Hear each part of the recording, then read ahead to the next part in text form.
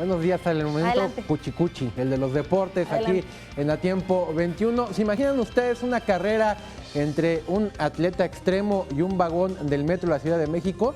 Bueno, pues esto sucedió aquí, precisamente muy cerca de Capital 21, una carrera entre un muchacho, atleta, del metro Pino Suárez al metro Isabel la Católica. ¿Quieres saber quién ganó? Vamos a verlo.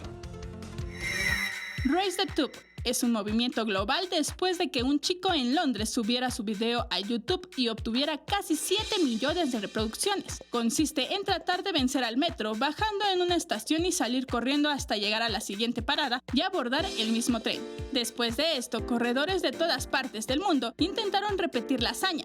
Madrid, Milán, Nápoles, Estocolmo y Hong Kong son algunas de las ciudades que se han sumado a esta alucinante carrera contrarreloj. Ahora, la Ciudad de México fue seleccionada para traer a Latinoamérica esta experiencia. Fernando Casanova, conocido por ser uno de los más experimentados corredores de obstáculos en México, fue el atleta seleccionado para la aventura. Casanova demostró ser más rápido que el metro de la Ciudad de México, desafiándolo en un sprint entre dos estaciones, saliendo de la estación Pino Suárez y regresando al mismo vagón en la estación Isabel la Católica, atravesando todo tipo de obstáculos como escaleras, semáforos, cruces de avenidas y peatones. Para Capital 21, Vianey Zárate. Pues ahí está, sí llegó, así que le ganó la carrera al vagón del metro. Vamos a hablar ahora...